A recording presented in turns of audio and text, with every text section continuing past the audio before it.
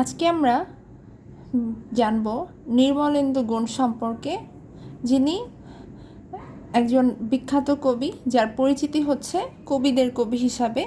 তার জন্মস্থান হচ্ছে বারোহাট্টা উপজেলার কাশবন গ্রাম। জন্মস্থান বারোহাট্টা উপজেলার কাশবন গ্রাম এবং তিনি 21শে জুন 1945 সালে জন্মগ্রহণ করেন। তার প্রথম কবিতা ছিল নতুন কাণ্ডারি। প্রথম কাব্যগ্রন্থ প্রেমাংশুর রক্ত চাই। তার উপাধি, তিনি কবিদের কবি।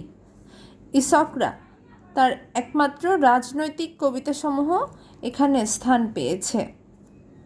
এছাড়া তার বিভিন্ন কাব্যগ্রন্থ রয়েছে, যেমন না প্রেমিক না বিপ্লবী, কবিতা অমীমাংসিত রমণী, চৈত্রের ভালোবাসা ও বন্ধু আমার, আনন্দ কুসুম, বাংলার মাটি বাংলার জল, তার আগে চাই সমাজতন্ত্র, চাষাভূষার কাব্য, পৃথিবী জোড়া গান, অচল পদাবলী, দূর হওয়া দুঃশাসন, মুজিব লেনিন ইন্দিরা, শান্তির ডিক্রি, প্রথম দিনের সূর্য, নেই কোনো কেন সেই পাখি, দুঃখ করোনা, বাঁচো, নিরঞ্জনের পৃথিবী, চিরকালের বাসি, অনন্ত বরফবিথি, আনন্দ উল্লাস, ধাবমান হরিণের দ্যুতি, শিয়রে বাংলাদেশ, ইয়াহিয়াকাল।